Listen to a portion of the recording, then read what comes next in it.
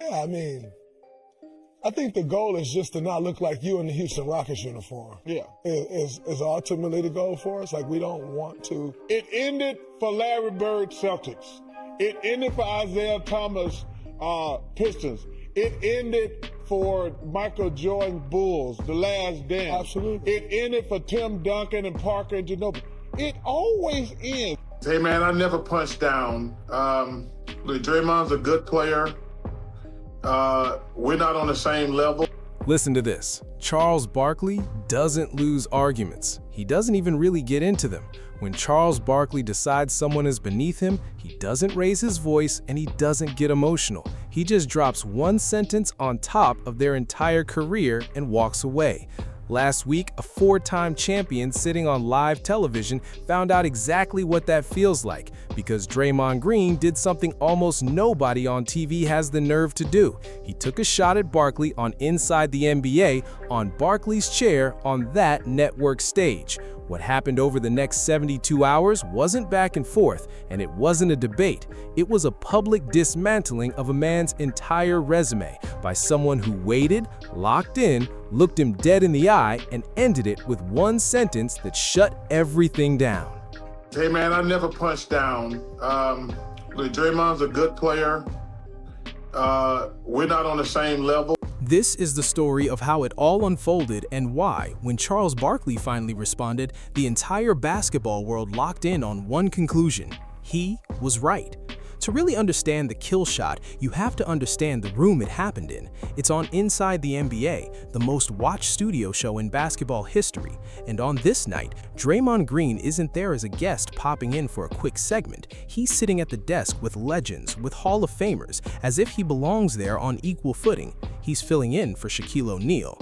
The Golden State Warriors have just been eliminated, and the dynasty is visibly cracking in real time.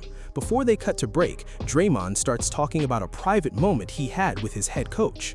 Well, Steve grabbed both of us, and he said, I just wanted to take this moment. Like, I just don't know. I don't know if we'll have this moment again. So I just want to take this moment and thank you guys, and it was a special moment. The first thing Travis said when we walked off was like, man, I'm so happy Steve was in the moment. Like, and he didn't miss that moment.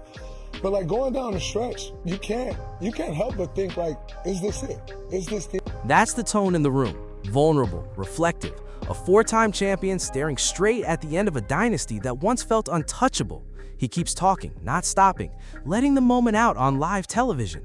He brings up his future, his contract, and this so-called mutual decision that still hasn't actually been made yet, just hanging there in the air. Right? Like, I have an option, as you see. If they don't want me back, I'm not just gonna take the option. Like, this has always been a partnership, right? You want me, I want you, it works out.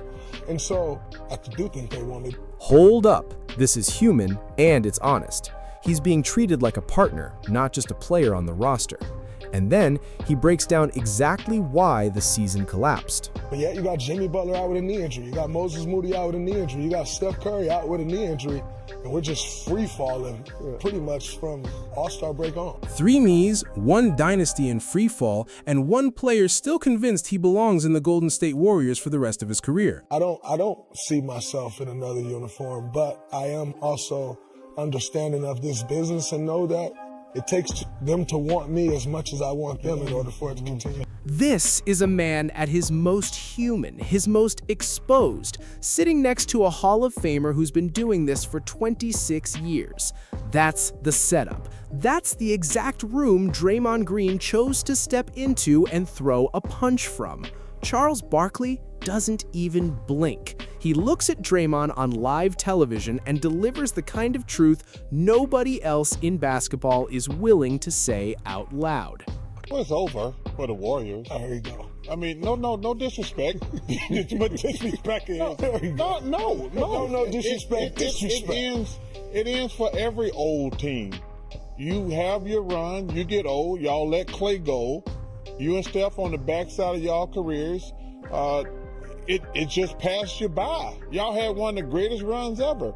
If you think you're not in the playoffs, you're not gonna make. You think you're gonna get healthier for next year? You're just gonna get older. That's no disrespect. You guys had one of the greatest runs of all time. if you want to compete, you're going to have to leave there. If Steph wants to compete, he's going to have to leave there. It's done. Not later, not next season, and then, hold up, he hits him with the numbers, the cold, hard math nobody can argue with. What if they bring the right pieces in? They can't bring the right pieces because they don't have no cap space. Okay. They don't have any cap space. No NBA salary cap space, no flexibility, no fix. And then, listen to this, he reaches straight into history. It ended for Larry Bird Celtics. It ended for Isaiah Thomas Pistons. It ended for Michael Jordan's Bulls, The Last Dance. Absolutely. It ended for Tim Duncan and Parker and Ginobili. It always ends. Sports, listen, sports are for young people. You hope to have a great long career, but sports, nobody wins when they're 37, 38. Larry Bird, Isaiah Thomas, Michael Jordan, Tim Duncan, that's the level of company Charles Barkley just dropped the Golden State Warriors into. Most players hear that and take it as respect, nod their head, and move on. Draymond Green is not most players. He looks straight at Charles Barkley on his own show and says what he says next. Yeah, I mean, I think the goal is just to not look like you in the Houston Rockets uniform. Yeah. Is ultimately the goal for us. Like, we don't want to. The room doesn't even breathe. The reaction hits immediately. Wow, Draymond just dissed Charles Barkley on there. Our goal is to not look like you in a Rockets uniform. Charles Barkley in real time doesn't flinch. He plants a flag and stands on it. Hey, listen, I've always said my last 2 years in Houston. Wow, like 2 in a row? 2 in a row. Twice in a single segment. That's a man quietly counting how many times you just embarrassed yourself trying to take a shot at him. Charles Barkley doesn't rush it. He lets it breathe. Because he already knows this conversation isn't ending on Inside the NBA. It's ending on his terms, in his timing, with his exact words. The next morning, he shows up on the Dan Patrick Show. No desk, no panel, no cutaways, just Barkley and a mic. And that's where it really starts. Well, number one, I don't ever take anything. You can never take personal shots at guys. You know, I've said that in my 26 years. My critiques of every player or coach is only about the situation. He took a shot at me, but I don't get offended because other guys, I've said things about guys and they took personal shots at me. 26 years on television, and in all that time, Charles Barkley says he's never made it personal. Just the situation, just the game, just the truth. And then, hold up, he does something almost no sports analyst ever does. He admits it. Last time you had me on the show, I told you I regretted those Rocket years, especially the last 2, which I sucked as a player. But I wouldn't turn down no free money. I had 2 years. I had 2 years left on my contract. He admits the Houston years didn't work, even playing next to Akeem Olajuwon and Clyde Drexler. He admits he was not good at the end of that run. He owns the exact thing Draymond Green tried to weaponize against him. And listen to this. He takes the hit, pulls it apart, and hands it right back with control. Then he shifts tone and starts diagnosing the real issue. My issue with Draymond, if he wants to do this, be in TV, is get a sense of humor. He takes everything personally. You were just saying, look, it's over with the Warriors. And now he can't say it, but you were just saying it's over. And then he made it personal with you instead of having... That's the entire thesis of the takedown. You wanted the TV seat, you wanted the chair, you wanted to be treated like an analyst, but you can't actually do the job. You take everything personally, you can't hear criticism without snapping back or escalating it, and then, hold up, he brings in the numbers. The Warriors haven't been relevant for 3 or 4 years. They've been in the play-in. So when you're in the play-in, you're not in the playoffs. You're in the play, and when you're in the play-in, the Warriors been in the play-in, I think, 4 straight years. So they've been irrelevant. 4 straight years in the NBA play-in tournament. Not the playoffs, the play-in. That's what Draymond Green was defending when he tried to come at Charles Barkley, a team stuck in mediocrity for 4 straight years. Then, Charles Barkley closes the segment with a sentence that cuts straight through everything and exposes why Draymond Green was even sitting on that desk in the first place. He took a personal shot at me, but I'm not sensitive. But yeah, it's been over in Golden State. I mean, if Golden State was relevant, he wouldn't be in the studio with me. If the Golden State Warriors were still in the playoffs, Draymond Green wouldn't even be sitting on Inside the NBA in the first place. He only ended up in that chair because his team was already eliminated and watching from home. And then Charles Barkley says it, the sentence, the one the entire basketball world is going to be repeating for the rest of the year. Hey man, I never punched down. Look, Draymond's a good player. We're not on the same level. So I can hear, but I don't have to respond to every time somebody says something about me. Yeah. Hey, this Draymond's a really good player. He's had a hell of a career, but we're not on the same level. I never punched down on a really good player. Not a great one, not a legend, not a Hall of Famer. A really good player. He had a hell of a career. But listen to this. Charles Barkley is drawing a line on the floor with 2 sentences and telling a 4-time champion exactly where he stands. Past tense. He had a hell of a career. For the second time in 48 hours, Barkley puts it on record. We're not on the same level. And that's not anger, that's precision. That's an 11-time All-Star and 1993 NBA MVP speaking with receipts, not emotion. It's one of the most surgical lines in modern sports TV because you only get to say it if your own resume already clears the room. And Charles Barkley does. Then the rest of the league started weighing in. Jeff Teague, 14-year NBA veteran on the Club 520 podcast. Couldn't talk, that motherfucker. Real psychos for sure. I catch Dre putting smut on Barkley's Houston Rocket years, man, average a double-double. He really got to be one of the most Even in those years, the ones Charles Barkley himself admitted weren't his best, the same seasons Draymond Green tried to weaponize against him, he was still putting up double-doubles. Jeff Teague keeps going. Oh yeah, it's not favorable to Draymond, brother. Go ahead and put them up, Blue. Boy. We like numbers next to each other on here.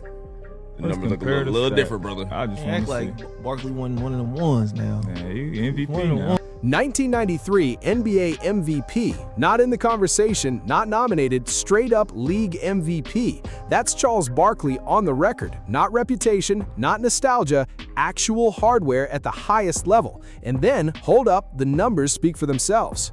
Chuck did that at 6'4" too, nigga. Damn, what that nigga average? 27? Oh yeah. Yeah, Barkley was 28 silver. right here. That Yeah, nigga man. averaged a double-double his whole career besides his rookie season. Yeah, Charles Barkley is one of the best power forwards. There you go. 6'4", putting up 27, 28 a night, stacking double-doubles almost every season of a Hall of Fame career. That's not opinion, that's production over time. And then comes the final word from someone who actually shared the floor with both of them. He's a Rocky. Charles Barkley's better than Draymond Green, bro. For sure.